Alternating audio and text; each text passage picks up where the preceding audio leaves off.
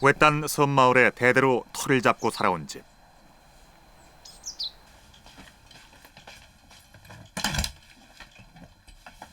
이 낡은 집에서 오래된 책 한 권이 발견됐다. 역사 저편에 묻혀있다 200년 만에 모습을 드러낸 빛바랜 고서. 유암총서, 표의 시말, 이제 신년 신유 이임술. 이 책 속엔 우리 역사가 미처 알지 못했던 놀라운 표류기가 담겨있다.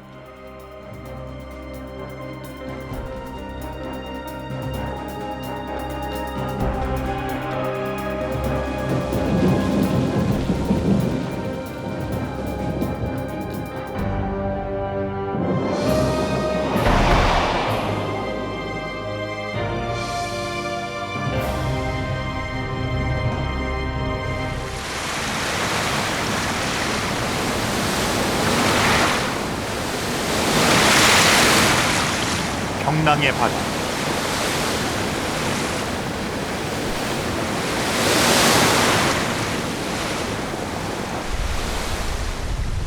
바다는 종종 전혀 예기치 못한 곳으로 배를 이끌기도 한다. 순조 원년인 1801년 제주 당포항에 낯선 배 한 척이 표류했다. 배에는 외국인 5명이 타고 있었다.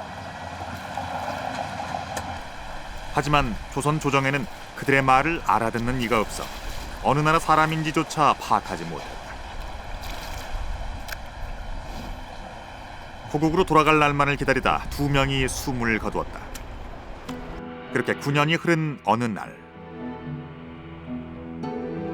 드디어 이 낯선 외국인들과 말이 통하는 조선 사람이 나타났다.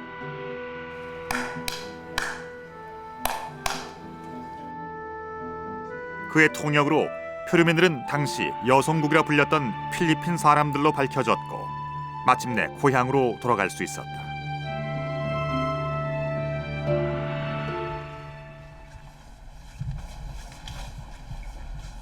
그렇다면 조선 최초의 필리핀어 통역사였던 그는 누구였을까?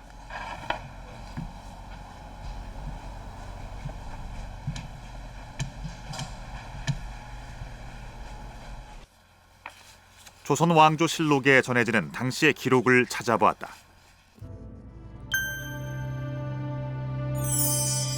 실록은 그가 나주 흑산도 사람 문순득이라고 적고 있다. 어떻게 문순득은 낯선 이국의 언어를 익히게 됐을까?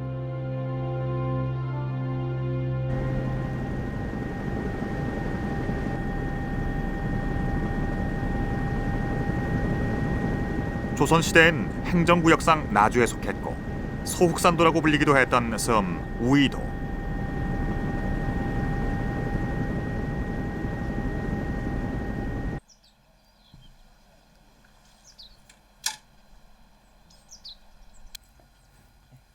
우이도에는 200여 년 전 문순득이 살았던 옛집이 지금도 남아있다. 이 집에서 대대로 살아온 문순득일가. 문채옥 할아버지의 고조부인 문순득의 남다른 이야기는 대를 이어 전해져 오고 있다. 김해 김씨 우리 고조부가 여기서 배를 2척 가지고 큰 배는 홍해를 실어서 내보내고 들어갈 때는 곡들을 많이 싣고 들어가서 홍어도 바꾸고 이제 이랬지만은 나올 때는 다 식량을 거다 없애버리고 그냥 나오면은 이제 길이 풍족하니까 그 전에는 폭풍과 밝기가 배가 못 오고 여기는 식량이 그냥 떨어져 버렸어. 그래가지고 며칠을 굶었어.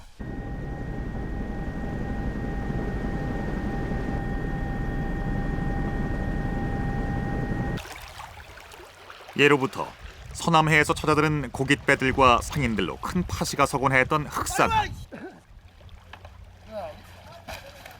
예전만은 못하지만 지금도 흑산도 최고의 명물 홍어가 제철을 맞으면 항구에선 경매가 펼쳐지곤 합니다. 1번선 자, 4마리 하여 자, 4개 자, 54,000원 조선시대 문순득도 이 흑산 홍어를 육지에 내다 파는 홍어 상인이었다.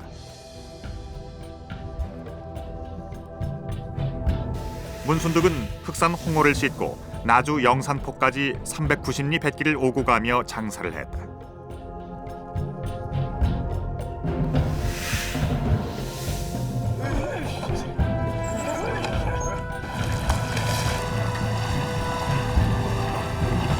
(1801년 12월) 홍어를 사기 위해 흑산도 인근 태사도로 배를 띄웠던 문순득.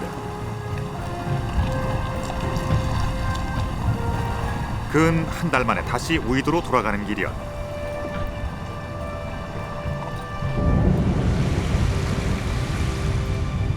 사방이 어두워지는가 싶더니 갑자기 불어닥친 된바람에 수백 리 남쪽으로 떠밀렸다. 사나운 파도에 피자루가 꺾이고 돛을 펼 수도 없다.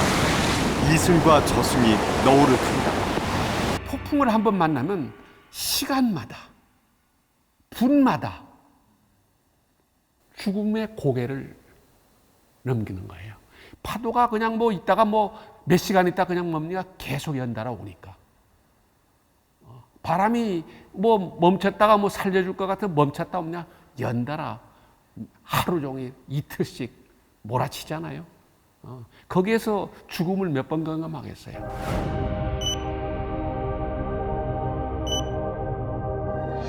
표류의 바다에 던져진 홍어장수 문순득은 한 치 앞을 분간하지 못한 채 머나먼 길로 접어들고 있었다. 무려 3년 2개월에 걸쳐 동남아시아를 한 바퀴 돌아 조선으로 돌아온 파란만장한 표류 여정.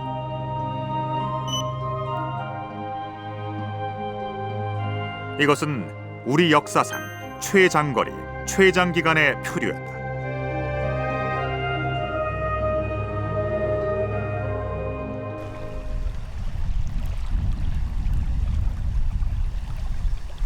그 무렵 우이도에는 한 선비가 유배 중이었다.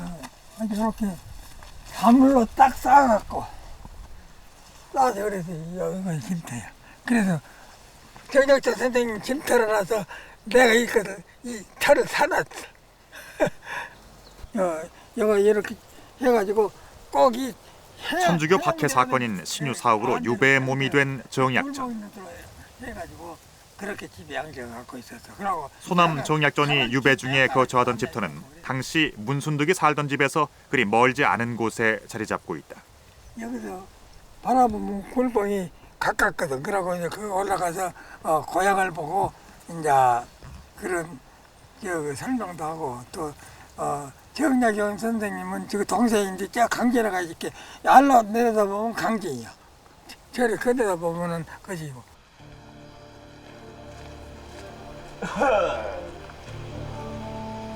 긴 표류 끝에 문순득이 살아 돌아왔다는 소식을 들은 정약전은 한달음에 문순득의 집으로 찾아간다.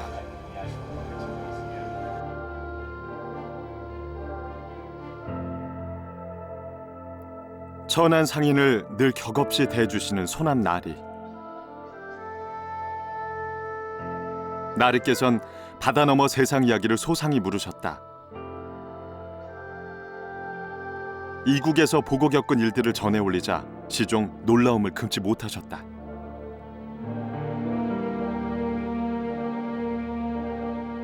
정약전은 이 전대미문의 표류담을 손수 기록으로 남긴다. 유암총수라는 책 속에 수록되어 있는 95쪽 분량의 표류기.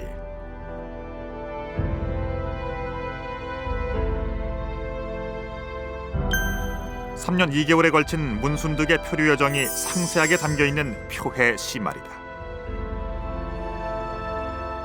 매우 정말 소남이라는 분이 관심이 많은데 그런 그 세상의 발달사라든가 새로운 것에 관심이 많은데 이 문순득이라는 사람이 그 여러 개 나라를 몇 년 동안 돌아다니고 가서 하나도 기억을 못하지 않고 거의 그냥 무슨 사진을 찍어온 것처럼 말이죠. 낱낱이 전부 설명을 해주니까 어떻게 이렇게 재주가 좋은 사람이 있냐. 거기서 놀란 거죠, 소남이.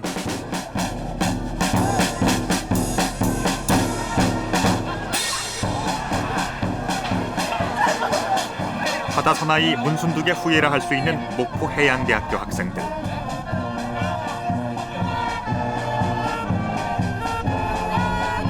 국제 항해 실습 과정 중에 역사상 전무후무했던 문순득의 표류기를 사상 최초로 추적해보기로 했다.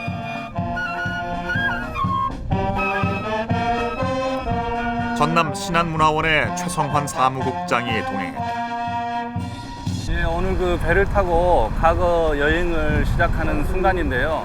특히 그 문순득이 실제 표류했던 그 여정을 그 실로 200년 만에 재현하고 추적하는 그런 그 자리이기 때문에 남다른 그 감회가 생깁니다.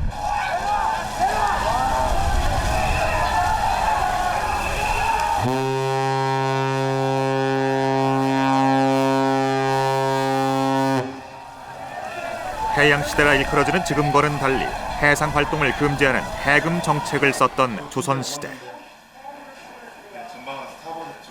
바다에서 뜻하지 않게 당하는 투류는 당시 일반 백성들이 외국의 문화를 접할 수 있는 유일한 기회이기도 했다.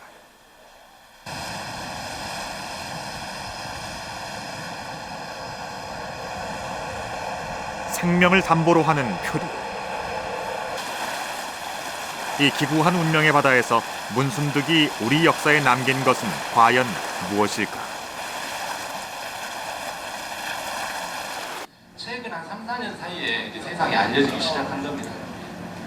제주도나 진도하고 오키나와 해안에서 문순득의 표류기에 담긴 내용과 의미에 대해 소개하고 토론하는 시간을 가졌다. 8개월 정도 머물다가 해양 도시를 건설해야겠다 이런 의식이 있는 게 아니라 본인은 어떤 식으로 탈출했을 것 같아요? 만약에 언어도 안 통하고 외국에 갔는데 200여 년 전 문순득이 처음 표류를 당했을 때의 나이가 지금 대학생들과 비슷한 25살이었다.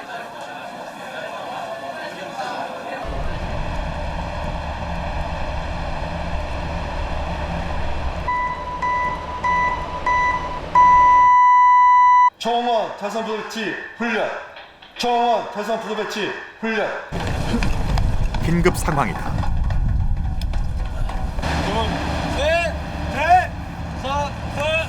난파에 대비해서 안전하게 구명정을 내리고 피난할 수 있도록 하는 단정훈련이다.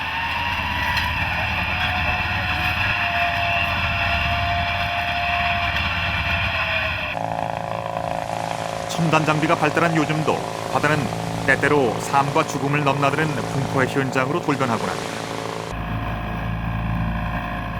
그러니 부서진 돛배에 몸을 의지해야 했던 문순득의 표류 여정은 얼마나 험난했겠는가. 해안 같은 데 파고가 있기 때문에 그런 파고에서 만약에 라이프를 내린다면 엄청난 이게 흔들릴까 내릴 때도 위험하고 가상 상황임에도 불구하고 이렇게 저희가 이렇게 짠 프로그램에도 불구하고 저희가 긴장되고 떨리는데 옛날 솔로 실제 그런 상황 맞았으면 얼마나 이렇게 긴장되고 있을까.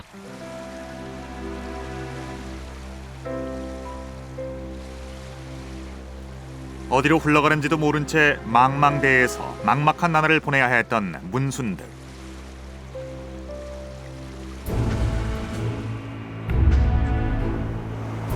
키가 부러진 문순득의 배는 계절풍과 해류에 휩쓸리면서 저 멀리 일본 열도 끝으로 떠내려가고 있었다. 겨울에 즉 음력 10월, 11월, 12월, 음력 1월 이런 시기에는 동아시아 지역에서는 북풍계열의 바람이 붑니다. 북풍, 주로 북서풍, 북동풍 계열의 바람이 부는데 북동풍 바람을 활용하게 되면은 우리나라 한반도 서남해안 지역에서는 충분히 제주도를 거쳐서 오키나와라든가 심지어는 동남아 지역까지도 항해가 가능합니다.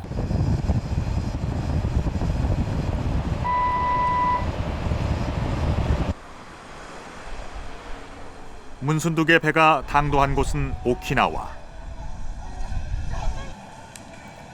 당시 일본과는 전혀 다른 독립왕국인 유구국이었다. 그렇다면 표해시 말에서 문순득이 맨 처음 표착한 곳으로 기록하고 있는 유구국의 대도는 어디일까?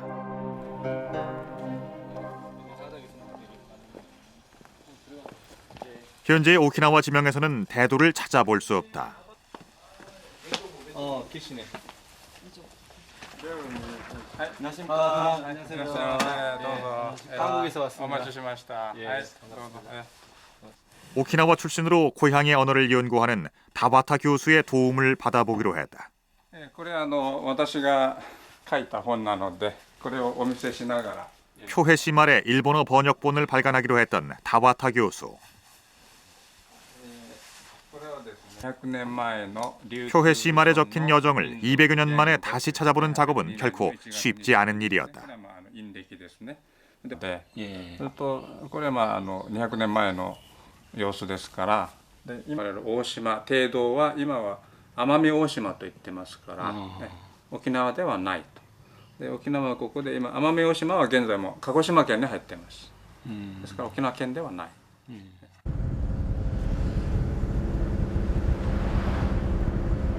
옛 유구 왕국의 영토였지만 지금은 가고시마에 속해 있는 대도.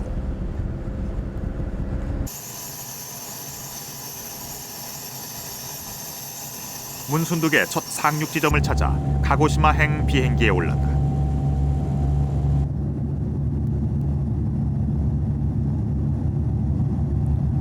아름다운 리아스식 해안으로 잘 알려진 섬 아마미 오시마. 이곳 박물관장의 도움을 받아 문순득이 상륙했을 만한 곳을 찾아가 봤다.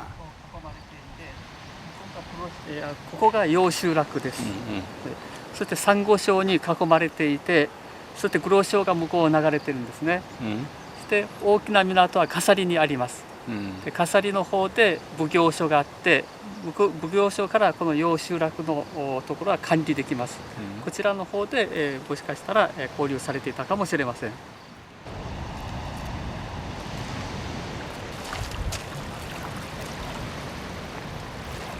바닷가 마을인 이곳은 최근까지도 종종 난파되거나 표류하는 선박들이 발견되는 지역이라고 한다.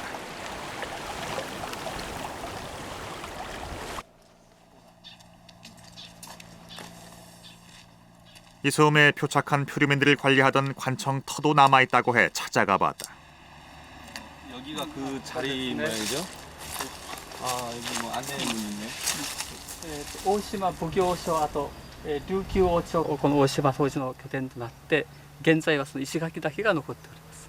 문순득을 지켰던 8사람의 간인이 왔는데 그럼 여기에서 파견 나와가지고 표해시 말은 문순득이 대도의 양관촌에서 움막 한 채를 엮어 살았고 문 밖에 또 움막이 있어 8명이 지켰다고 적고 있다. 당시 유구인들에게 조선의 표류민이 그리 낯선 존재가 아니었음을 짐작할 수 있는 대목이다.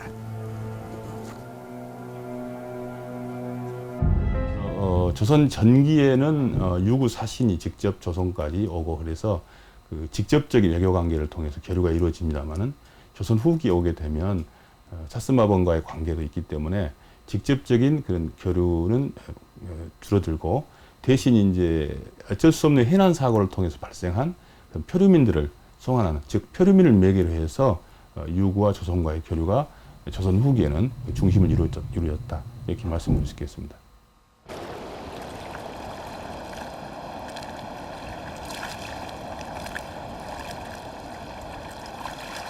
천신만고 끝에 닿게 된 이국의 땅.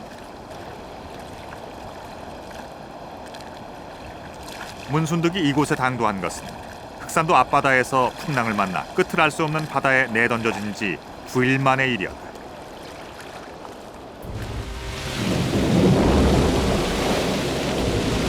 망망대해에서 한 점 나뭇잎 신세가 돼서 떠돌다 얼마쯤 떠밀려 왔을까. 큰 섬을 보고 닻을 내렸다. 아무것도 먹지 못한 우리 일행은 지칠 대로 지쳐 있었다. 물과 죽을 대접받고 감격히 물으니 유구국 대도라 했다. 조선의 표류민이 그 유구에 가게 되면 그건 뭐 무료로 그렇게 다 송환해주는 그런 그 국제협약하에서 운영이 되고 있었고요. 그래서 그 문순득이 이제 유구로 갔을 때 상당히 그 환대를 받고 친절하게 이렇게 무사하게 송환하는 절차를 밟게 되는데 그것은 그 당시에 이제 조선 후기에 그 표류민 송환 체제에 의해서 이제 그렇게 진행된 측면도 있고요.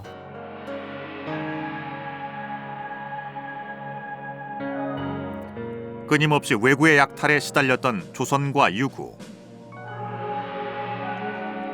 왜구 문제를 해결하는 과정에서 두 나라는 조선 초기부터 친선 외교 관계를 맺게 된다.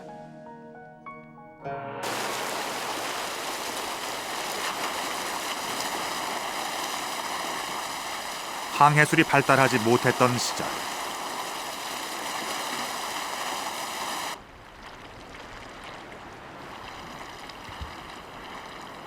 일본 열도에 표류해오는 조선인의 수는 한 해 수백 명에 이르기도 했다.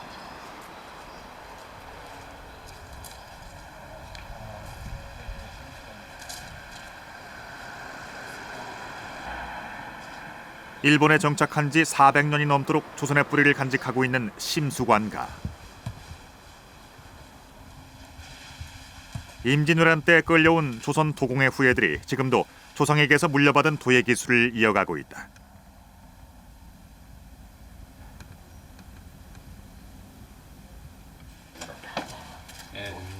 조선 표류민의 통역을 담당하기도 했던 심수관가. 지렛대.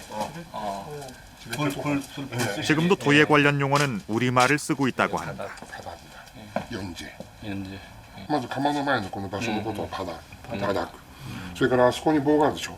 あれはこう火をですね、こう木をきちんと取り分け、あれをチレッテ。チレッテ。それから四ジェ。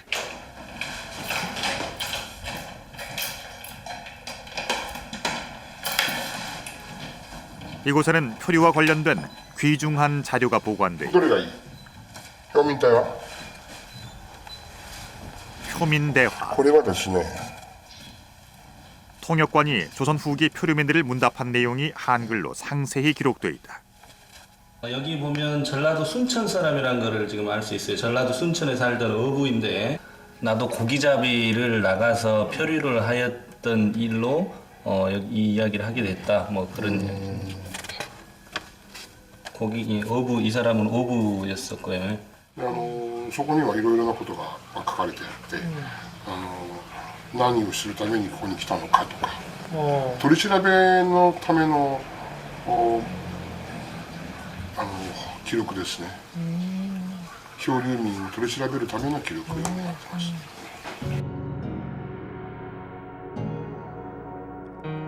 표민대화는 당시 표류민들이 타고 갔던 배의 모양과 용어를 그림과 한글로 낱낱이 기록하고 있다. 우리나라에서도 찾아보기 힘든 선박 관련 사료다.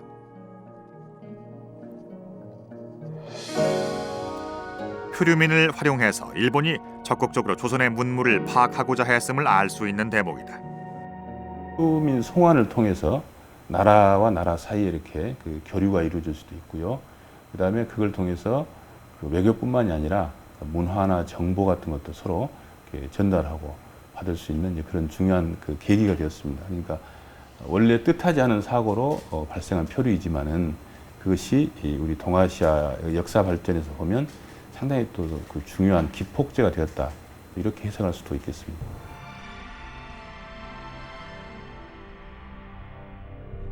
문순득은 표류로 떠도는 신세였음에도 낯선 나라의 언어를 빠르게 익혔다.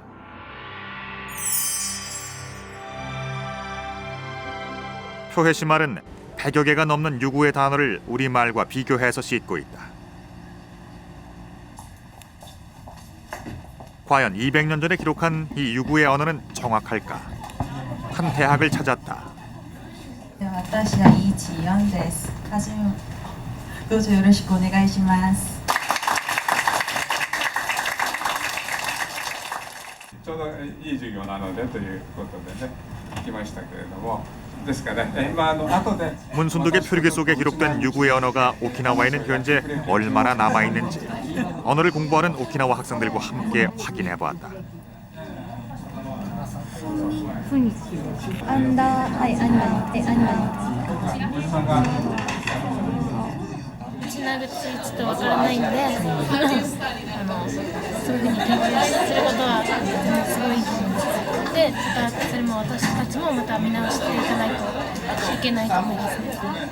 젊은 사람이라든지 많이 모르는 부분이 많은데 이제 다른 친구들하고 같이 해보니까 다른 친구들은 또 알고 이 친구는 모르고 이런 게 많고요. 전문적으로 좀 넘어가서는 많이 모르는 게 좀 많이 있더라고요.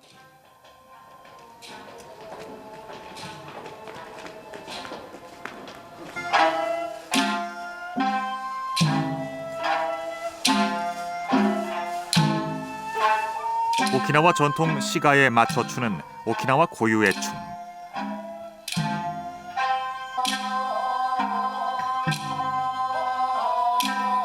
오키나와 방언인 유구의 언어는 일본의 문화 말살 정책에 의해서 이제 전통 시가의 가사에서나 그 흔적을 찾을 수 있을 정도다.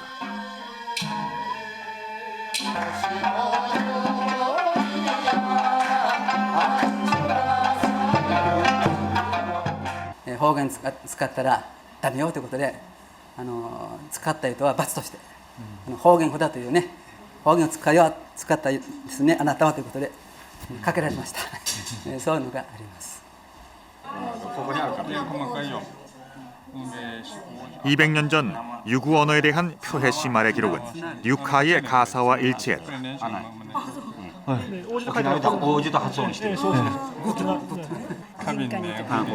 1879년 유구국이 일본에 편입된 뒤 사라진 유구 언어. 표해시 말의 기록은 한글로 낱낱이 발음을 적고 있어 더 큰 가치를 지닌다. 200年前の沖縄の言葉がハングルで書かれている。まずこれが非常に貴重である。ね、他にない。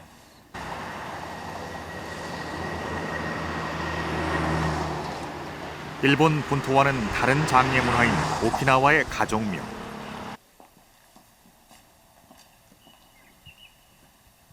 다와타 교수의 집안묘에서 표해시 말에 적힌 오키나와의 독특한 전통 장례 문화를 확인할 수 있었다. 문순득은 이 가족묘의 내부 모습까지 상세하게 들여다본 것이었다. 옛날 양식 그대로 따라가지고. 그러니까 입구가 있고 그 속에 들어가면 유골이 있어요. 네. 그런 식으로.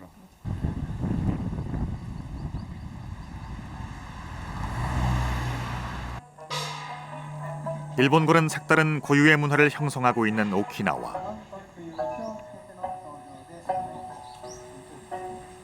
그런데 민속촌에서 만난 오키나와의 전통 생활 문화가 많은 부분에서 우리나라와 유사하다는 것을 확인할 수 있었다. 한국 부엌이랑 정말 흡사한 것 같아요. 비슷하지? 네. 크루민이었던 문순득에게도 이렇게 우리와 비슷한 유구의 문화가 친근하게 느껴졌던 것일까?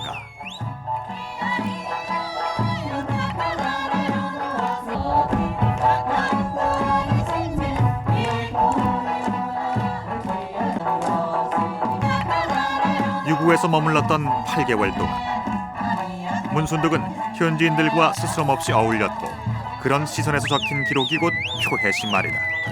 西洋人がもう東へ東へと来て沖縄にも来て日本にも来てですがその西洋人たちが残した、記録ですね報告がいっぱいあります。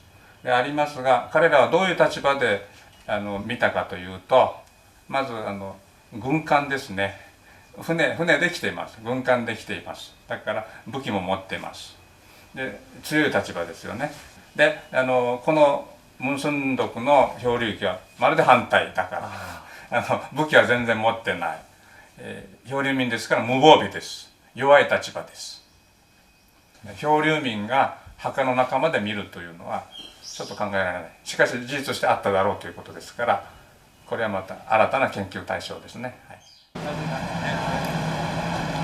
고맙습니다. 고맙습니다. 씩씩하게. 예. 오키나와까지 표류길 탐험에 동행했던 학생들은 고국으로 돌아갔다. 그렇지만 문순득은 조선으로 돌아갈 수 없었다. 유구국이 일본에 점령되면서 조선 표류민들은 중국을 통한 송환이 많았다. 1802년 10월 문순득도 유구를 떠났다. 함께 떠난 세 척의 배 중 두 척은 부서졌다. 6명은 목숨을 잃었다. 이 무슨 기구한 운명이란 말인가? 또다시 불바람을 만나다니 바다 한가운데서 어디로 가는지도 모른 채 10여일을 또 표류했다.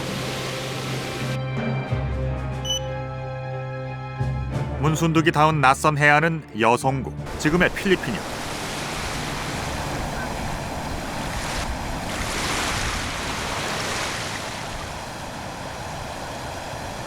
중국을 통해 고국 조선으로 가고자 했던 문순득의 희망도 물거품이 됐다.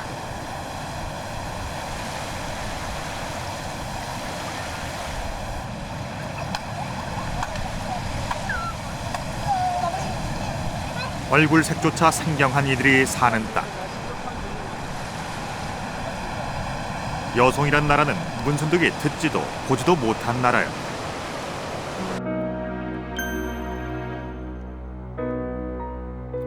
한자 문화권이 아닌 여성은 조선 후기까지 거의 교류가 없었던 나라다. 동남아의 몇 개 국하고 일시적인 교류를 했다는 기록이 있습니다. 예를 들면 이제 안남국이라든지 또는 조화국이라든지 또는 이제 샴, 구변국 이런 나라들이 실록에 나옵니다. 근데 다만 한계가 있다면 한자 문화권이라야지 가능했다. 그런 어떤 또 문화적인 한계성을 갖고 있습니다.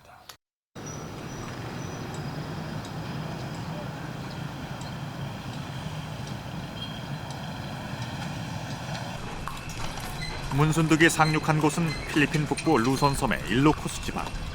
표해시말엔 일롬이라고 적혀있다.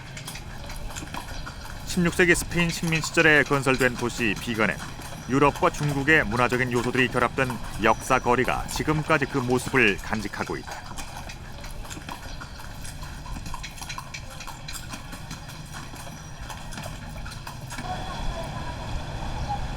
표류기에서 문순득이 신묘라고 표현했던 건물을 먼저 찾아봤다.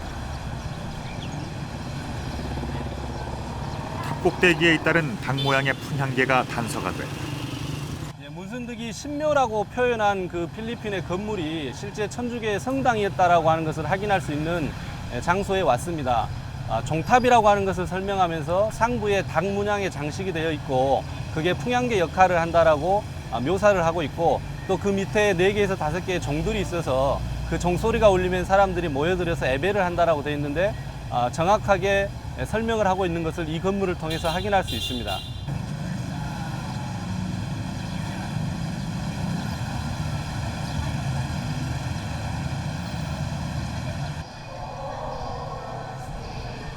(1790년부터) 10년에 걸쳐 건축된 성 바울 대성당. 완공 2년 뒤에 조선인 최초로 문순득이 이곳을 찾은 것이다.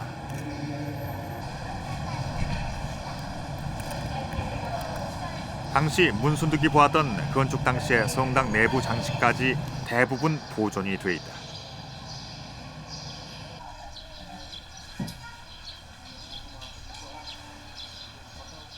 여송에서 문순득은 중국인 마을에 살았다고 표해시 말은 적고 있다.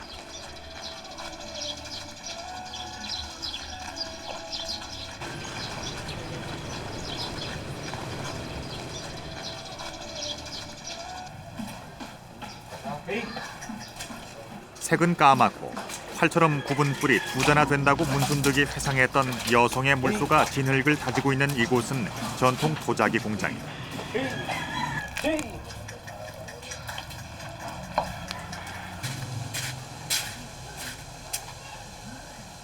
비건에서는 중국인 이민자들이 대대로 도자기를 만들어 왔다.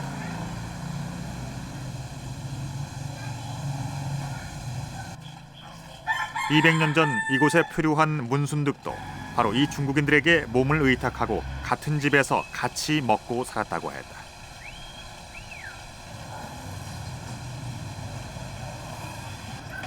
Di palaing sakbay palaing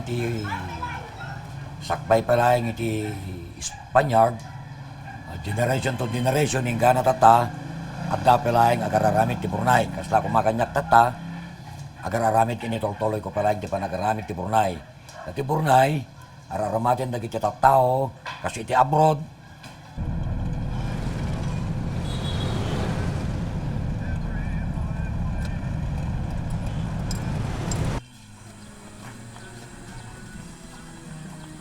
생면부지의 나라 필리핀에서도 문순득은 놀라운 적응력을 발휘했다.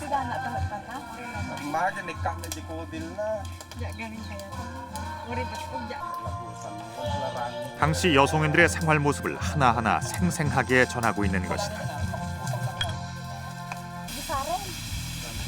여송에서는 부엌을 멀리 떨어진 곳에 따로 두고 남자가 밥을 짓는다. 개구리는 달과 배를 떼내고 먹는다. 인사법도 별나서 어른을 만나면 그 손을 끌어다 냄새를 맡는다. 꼭 의자에 앉는 여송 사람들은 상 한가운데 밥 한 그릇, 반찬 한 그릇을 놓고 둘러앉아 먹는다. 9개월 남짓 여송인들과 어울려 살았던 문순득. 진짜 닭고기보다 훨씬 맛있네요. 쫄깃쫄깃하고.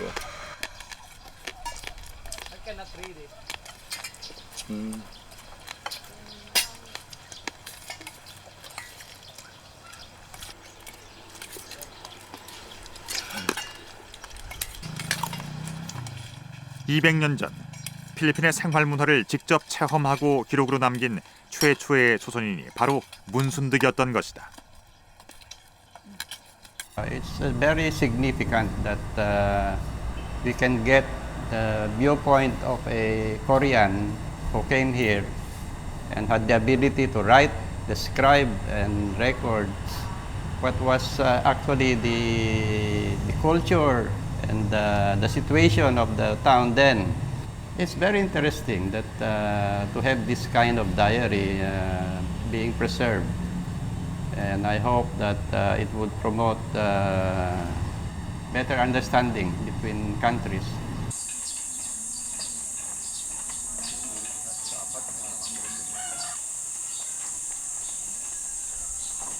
비건의 유명한 전통 생산품 중 하나인 아벨 일로코 직물 공장.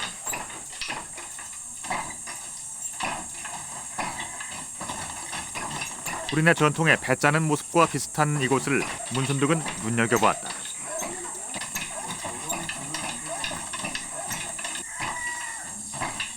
체류 기간이 길어지자 천을 짤 때 쓰는 실을 사서 문순득은 노끈을 꼬아 팔기 시작했다.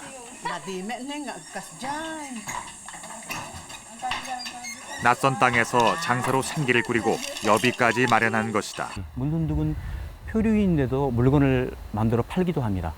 또 현지 말을 배워서 적기도 하고 익히기도 합니다. 현지 사람들의 삶과 풍속을 기록해서 돌아오기도 하죠. 이런 점에서 보면 문순득은 가장 절망적인 상황을 새롭게 개척한 인물이기도 하고, 이런 점에서 문순득은 세계와 소통할 줄 알았던 세계인의 모습을 보여줍니다.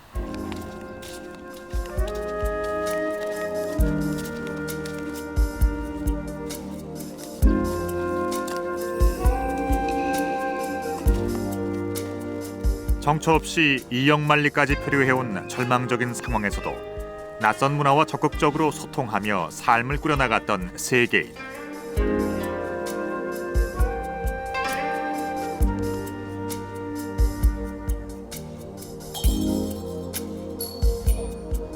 문순득은 언젠가는 고향에 돌아가리라는 희망의 끈을 놓지 않았다.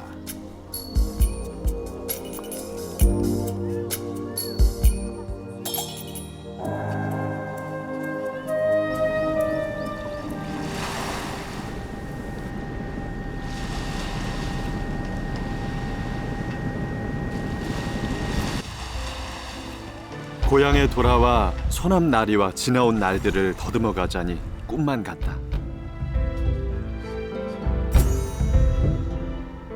붓을 내려놓을 줄 모르는 소남 나리. 틈날 때마다 찾아와 다음 여정을 재촉하시니 이야기도 신명이 난다.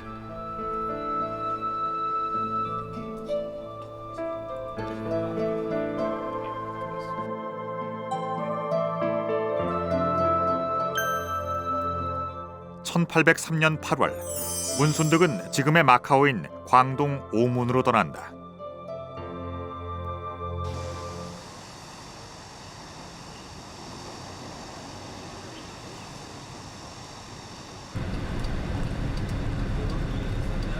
당시 마카오는 세계의 상선이 모이는 항구 도시였다.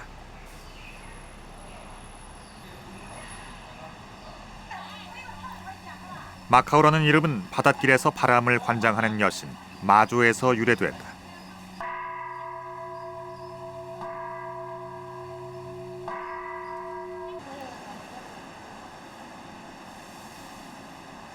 바람을 타고 다양한 문화가 밀려들었던 마카오.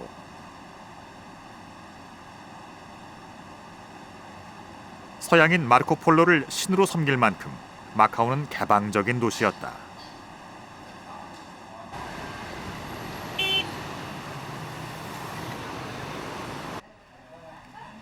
문순득은 당시 오문의 관청에서 자신을 불러 표류하게 된 내막을 상세하게 물었다고 적고 있다. 지금 최근에 많이 알려지고 있죠. 最近发行了有一本书。 표해 시말에 기록된 마카오 관련 대목을 현지 역사학자에게 보여주었다.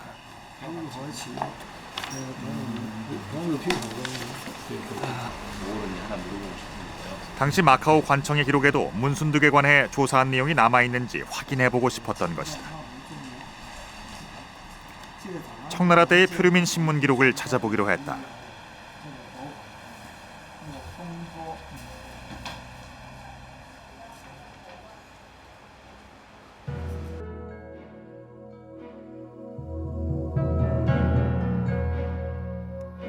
(200여 년) 전 조선 사람이 마카오에 다녀갔음을 증명해주는 기록이 공식적으로 확인된 것은 처음이다.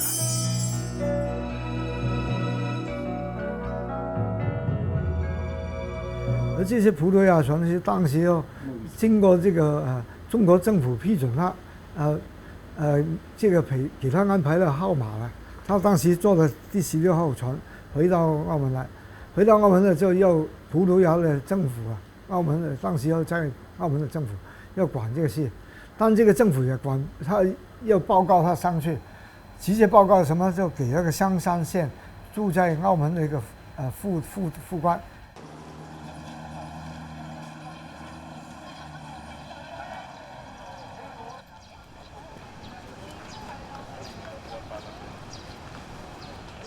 우리 역사상 가장 길고 멀었던 문순득의 표류.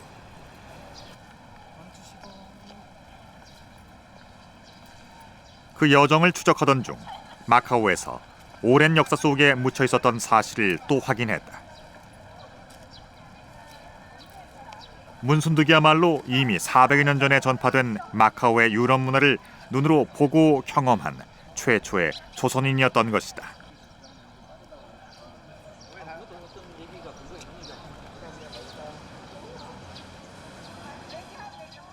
김대건 신부가 1837년도에 이곳 마카오에 최초로 왔던 조선인이다 이렇게 알려져 있는데 문순득 같은 경우는 그것보다 30여 년 전에 이미 마카오의 당도에서 약 90일 동안 이곳에서 머물렀던 것으로 확인이 되고 있습니다. 그래서 마카오에 있는 유럽 문화를 최초로 경험한 인물은 문순득이었다 이렇게 할 수 있겠습니다.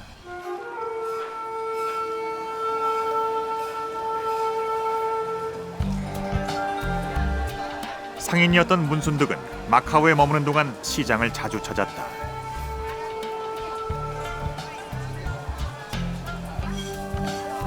물물 교환을 하는 우리 조선과 달리 이곳 오문 사람들은 여러 가지 모양의 돈이라는 것을 가지고 물건을 사고 판다.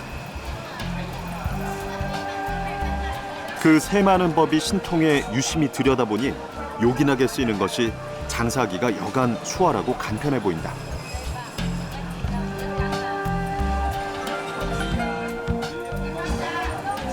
多少钱？6块钱一个。如果呢， 하나에 2원。 좀 깎아주면 안 돼요? 可不可以便宜点？实价的。이거 실제 가격이라서. 没价钱讲。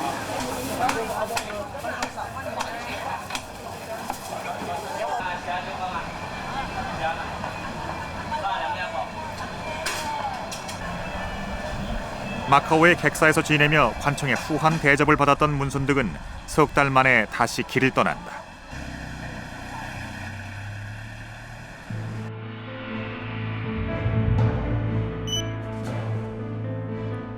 중국 대륙을 가로질러 오는 데만 또 1년 2개월이 더 걸렸다. 마침내 조선 땅을 밟은 문순득은 그토록 그리던 고향 우이도로 돌아왔다. 만 3년 2개월에 걸친 표류는 이렇게 끝이 났다.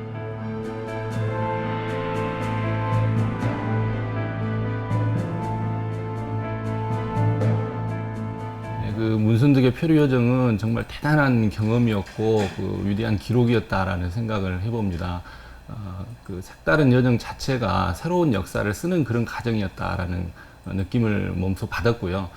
지금 다녀봐도 굉장히 이채롭고 저도 익숙하지 못한 그런 문화들인데 그 당시에 경험을 했다라고 하는 것은 굉장히 충격적이라고 볼 수 있겠습니다. 문순득의 파란만장한 표류담은 정약전의 붓끝을 통해 소중한 기록유산으로 남겨졌다.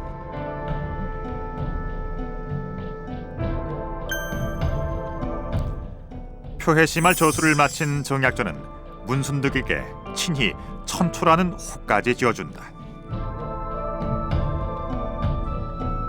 표해한 문순득의 체험을 구술한 표해시말을 놓고 보면은 자기가 양반 시절에 배웠던 그런 학문만 고수하지 않고 자기가 직접 체험하고 현실적으로 느낀 것들을 학문의 대상으로 삼았던 겁니다. 그렇기 때문에 그 지식인으로서는 굉장히 어떤 서민적인 그런 부분이 있었고, 그렇다 보니까 문순득의 그런 어떤 현실적인 체험에 대해서 가치를 두고 그것을 학문의 차원으로까지 승화시킨 것이 아닌가 그렇게 생각합니다.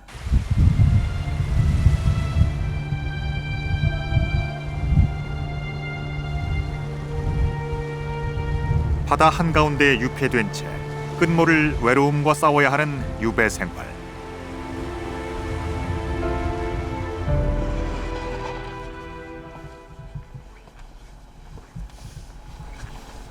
홍어장수 문순득과의 인연은 양반이었던 정약전이 섬 사람들의 삶에 눈을 돌리게 하는 계기가 됐을 것으로 보인다.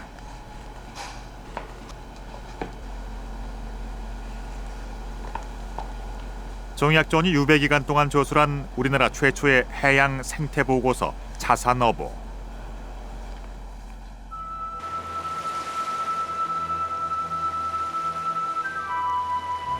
정약전은 200여 종의 바다 생물에 대해 생태와 쓰임새까지 상세하게 기록하고 있다. 그가 문순득과 같은 섬 사람들과 신분을 뛰어넘어 밀착된 생활을 했음을 짐작케 한다.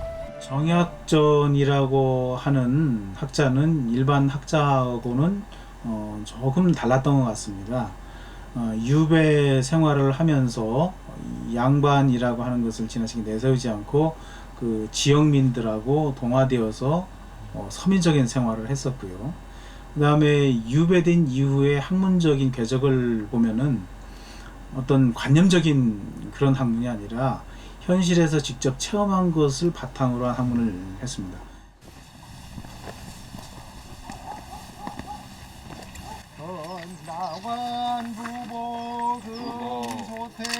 지난 4월 다산서세 173주기를 기리는 묘제가 열렸다.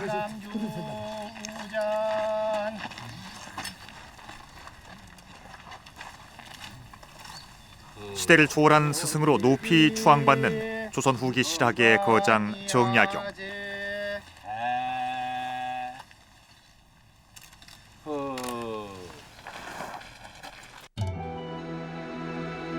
형 정약전과 문순득의 인연은 다산에게로 이어진다.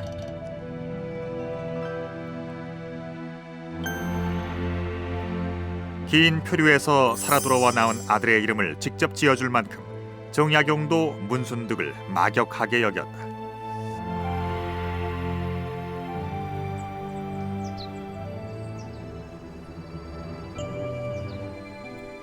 강진 유배 시절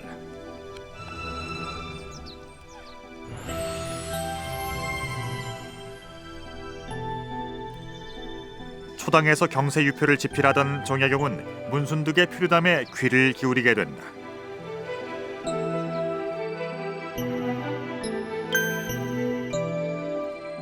문순득에게 들은 다른 나라의 화폐 사용법을 바탕으로 정약용은 당시로서는 혁신적인 화폐 개혁안을 제시한다. 이른바 구부 환법이 바로 그것이다.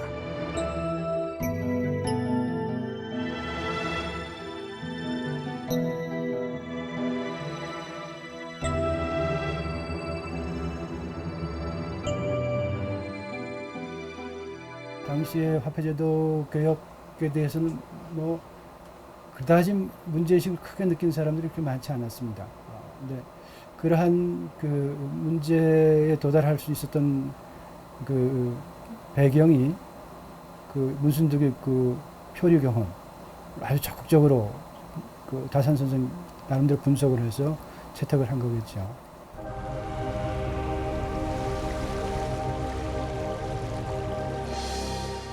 소남이 유배 온 지 15년 되던 해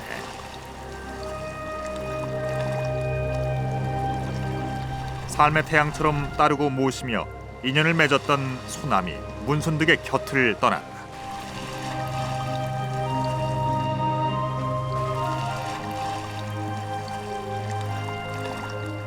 문순득은 정성과 예를 다해 정약전의 장례를 치렀다.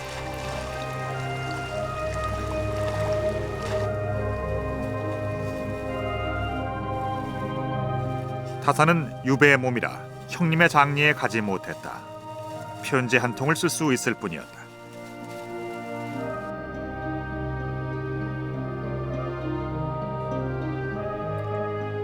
편지는 우이도에 사는 문 씨에게 보내는 것이었다. 편지 속에는 형님인 약전에 상을 당한 애통한 심정과 함께 장례를 치러준 문순득에게 감사한다는 내용이 담겨있다. 솔직히 말해서 문순득은 상당히 가세가 좀 넉넉했잖아요. 홍어장사하고 막 그래가지고 그러니까 삶이 유족하니까 전적으로 지금 말하면 소남 선생의 생활을 해주는 거지요. 뭐 옷도 지어드리고 뭐 빨래도 빨아드리고 밥도 끓여드리고 고기도 잡아다 드리고 이러면서 또 동네 애들 가르치게 만들고 그렇기 때문에 뭐 식구가 된 거지.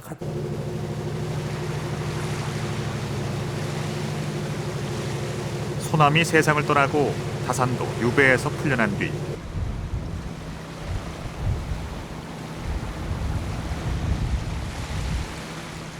육지에서 한 젊은 선비가 험한 바닷길을 마다하지 않고 우이도를 찾아왔다.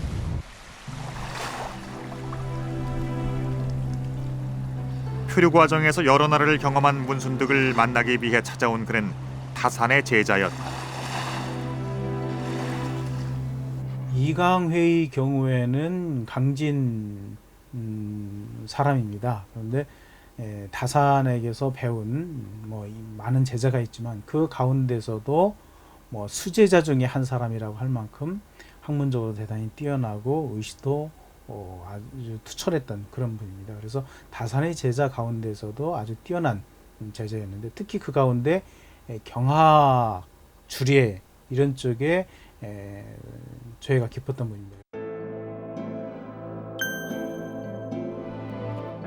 스승의 집필을 적극적으로 도왔던 이강회의 이름은 다산의 저서에도 종종 등장한다.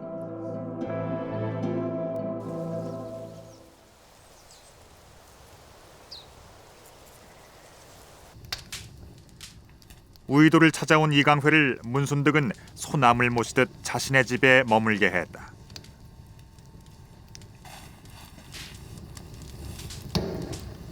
이강회는 문순득의 집을 현주 서실이라고 칭하고 집필에 전념했다.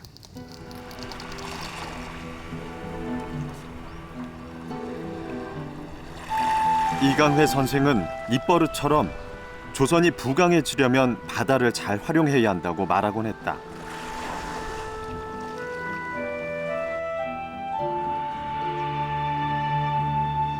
내가 표류하는 동안 다른 나라에서 봤던 선박에 대해 이것저것 물어보셨는데 이국 선박들의 생김새부터 쓰임새까지 낱낱이 적는데 많은 공을 들였다.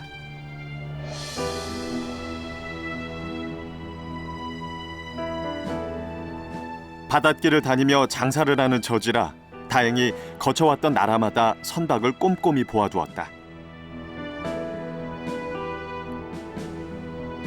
기억나는 대로 소상히 알려드렸더니 눈썰미가 좋다면서 책 쓰는 내내 흡족해 하셨다.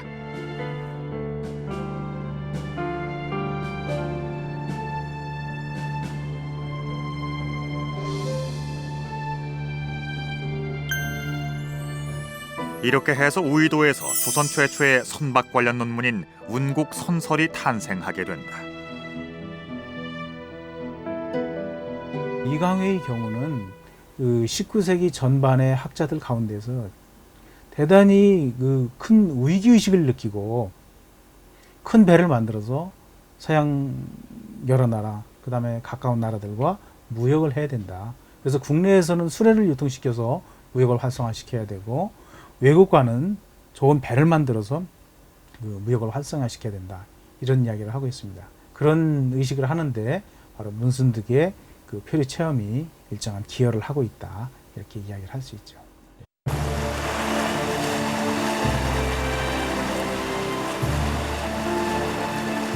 넓은 바다에서 예기치 않게 겪게 되는 표류. 험난한 표류 여정에도 좌절하지 않고 세계와 소통할 줄 알았던 조선시대 홍어장수 문순득. 그의 놀라운 표류 경험과 표류 과정에서 깨우친 세계관은 신분을 뛰어넘는 교류와 인연의 고리가 된다. 또한 인식의 지평을 넓힘으로써 새로운 역사를 쓰는 이정표가 됐다.